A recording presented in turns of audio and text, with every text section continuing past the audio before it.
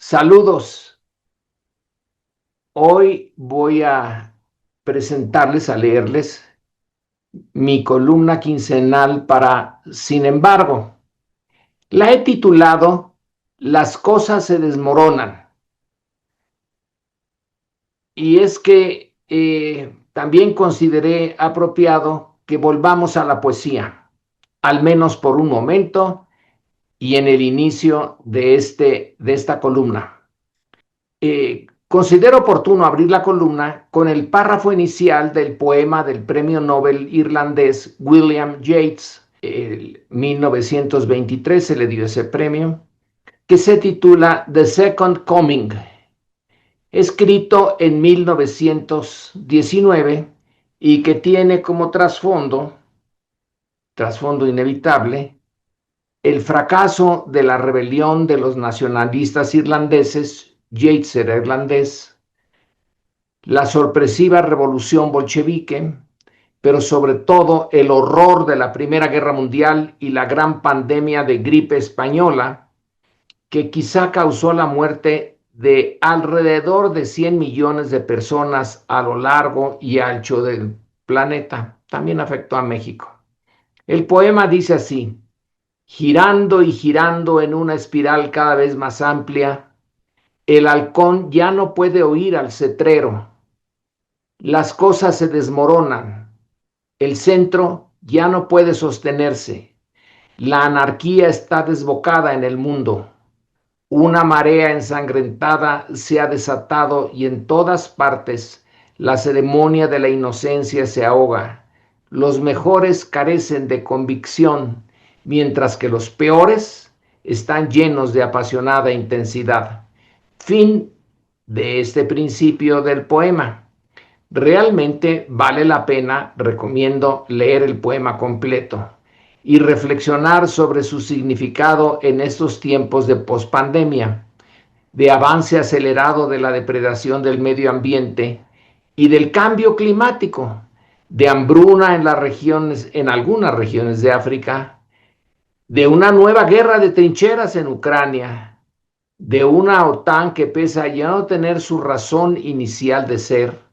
el anticomunismo, enfrentarse a la expansión del bloque comunista, sus 32 miembros van a aumentar notablemente su gasto en armamentos por presión de Washington. Es el tiempo de la matanza por millares de civiles inermes en Gaza, niños en porcentaje muy alto, y en medio del hambre y la sed y la destrucción sistemática de sus ciudades, del conflicto entre Estados Unidos, Israel e Irán, bajo las sombras de las armas nucleares, de la crónica inviabilidad de la primera nación de esclavos en América que por sí misma ganó su libertad, Haití, de redadas sistemáticas en Estados Unidos de millares de trabajadores sin documentos, pero que ya estaban arraigados en ese país, y muchas otras cosas. Y además de esos y otros eventos similares, esta transformación política acelerada y de efectos imprevisibles de la mayor potencia del sistema internacional, los Estados Unidos, cuyas élites políticas se conducen con, y aquí cito a Yeats, apasionada intensidad, en ese empeño de a querer que no arrastran al resto del mundo, pero sin tener realmente un proyecto más allá del enriquecimiento acelerado de sus minorías. En su poema, Yeats subraya que tras la Gran Guerra y la pandemia, los ciudadanos que poseían las mejores cualidades morales habían fallado en seguir fieles a sus convicciones, en tanto que aquellos que estaban dando rienda suelta a sus pasiones más siniestras estaban poseídos, y aquí lo vuelvo a citar, de una apasionada intensidad que en poco tiempo, muy poco tiempo, desembocaría en el fascismo italiano, la violenta construcción japonesa de la llamada gran esfera de coprosperidad en Asia, el nacionalsocialismo alemán, el estalinismo soviético y finalmente en una segunda y más terrible guerra mundial.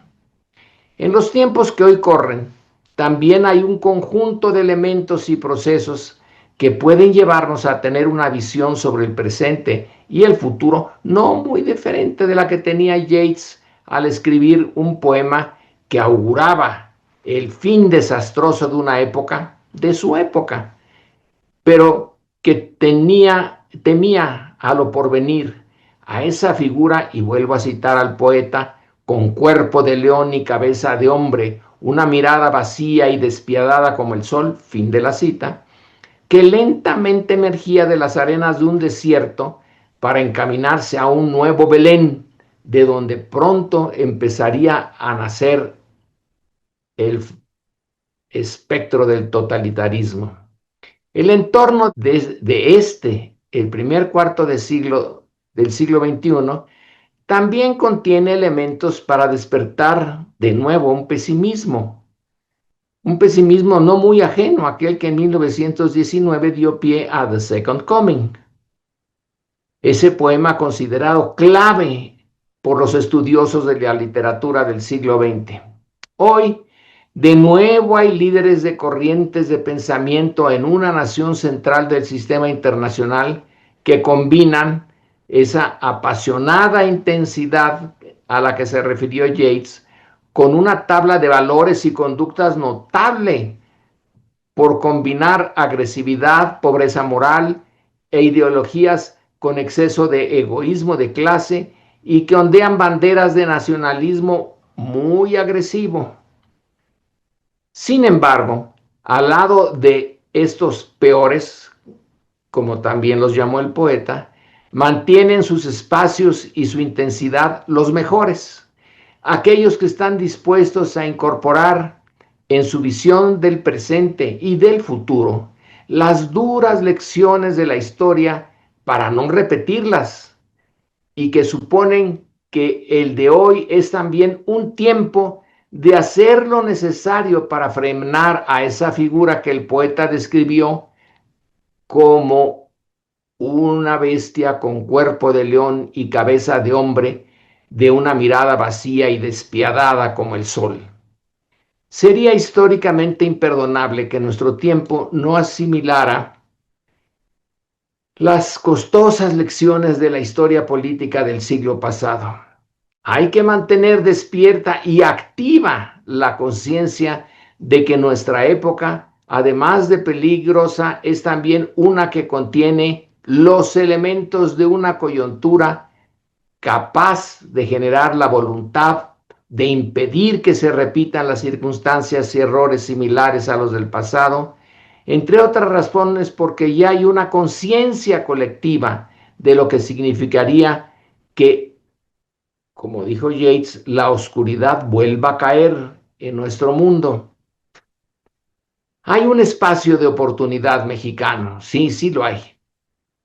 Dictadura perfecta fue la definición que el escritor peruano Mario Vargas Llosa utilizó aquí en agosto de 1999, en pleno sexenio salinista y frente a las cámaras de la televisión, para caracterizar al régimen priista. Fue, a mi juicio, una tesis elegante y concisa en su enunciación, de gran poder explicativo y enunciada en el lugar y el momento preciso. La generación de esa dictadura perfecta mexicana requirió antes de una revolución política que desarticuló a la oligarquía porfirista, de un nuevo ejército sin raíces en el viejo régimen, de una reforma agraria que generó y organizó de manera corporativa a una base social fundamentalmente campesina, pero con espacios para un sector obrero y urbano, producto de una incipiente industrialización. Así, sin obedecer a un proyecto bien definido, lo que empezó como un clamor contra las reelecciones de Porfirio Díaz se transformó en una guerra civil que desembocó en una revolución y en un nuevo régimen. Este nuevo régimen, el de la Revolución Mexicana, logró unificar a sus facciones bajo el liderazgo del ala menos radical, subordinar a la Iglesia Católica, que había recuperado parte del papel perdido con el establecimiento de una república laica en el siglo anterior, y dio forma a un partido dominante. Creó un ejército sin conexiones con el pasado, modificó el régimen de propiedad de la tierra y puso fin al latifundio y centralizó el poder político de manera autoritaria para mantener bajo su control las tensiones políticas y sociales. A partir de un acuerdo de unidad nacional forjado durante la Segunda Guerra Mundial, el dominio de la vida política mexicana se centró en una presidencia sin contrapesos, pero que a partir de 1928 se renovaría puntualmente cada 6 años, lo que también permitiría la renovación negociada de la élite, y que bajo el manto de un nacionalismo revolucionario y de una ideología lo suficientemente vaga y flexible, permitía convivir en un partido de Estado a buena parte de la izquierda y la derecha, y que vía una combinación de cooptación con represión podía llevar al cabo puntualmente elecciones sin contenido y sin tener que enfrentar grandes problemas. El sistema anterior fue encuadrado en una economía centrada en la sustitución de importaciones, economía dirigida por la tecnocracia, pero que siempre mantuvo a la inversión privada como el motor del proceso. Esta dictadura perfecta funcionó como reloj, pero solo por un periodo. En los 1960 se topó con sus límites, y la represión fue la represión a las contradicciones entre un marco constitucional formalmente democrático, el de la Constitución de 1917, y una práctica autoritaria. En los 1970, el modelo económico también se topó con sus límites, y su crisis condujo a una situación de violencia extrema, a la guerra sucia, y a los fraudes electorales muy evidentes, y la dictadura perdió su perfección. Al concluir el siglo pasado, el partido de Estado debió pactar con la derecha el inicio de una transición que intentó inaugurar y consolidar el bipartidismo PRI-PAN, pero no lo logró. En 2018, y tras recorrer caminos llenos de violencia y derrotas, la izquierda obligó al gobierno a celebrar elecciones con contenido, ahora sí, contenido real, y Andrés Manuel López Obrador, un líder carismático de izquierda, llegó a la cúspide de la estructura política formal. Ahora veamos el futuro. La izquierda López Obradorista logró superar un obstáculo que en otras latitudes y fechas había dado al traste con movimientos estructurados en torno al carisma de un líder. Transmitir el poder formal y real a un sucesor, en este caso sucesora, que continuara institucionalizar el cambio y los mecanismos democráticos del mismo, fue todo un triunfo. Pero igualmente importante fue que mantuviera el compromiso de la izquierda con la redistribución del ingreso y de la riqueza, pero ya no utilizando la vía neoliberal. El reto de México ahora es lograr lo anterior sin permitir que el proceso se descomponga y vuelva a levantar la cabeza ese monstruo que Yates vio hace casi un siglo, y eso requiere sabiduría y buena voluntad, tanto de parte de las élites de derecha y de izquierda, como de la ciudadanía.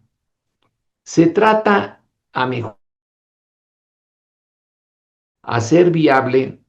una utopía generosa, una que permita soportar los inevitables momentos de desaliento de una marcha que en realidad no tiene fin. Muchas gracias por su atención.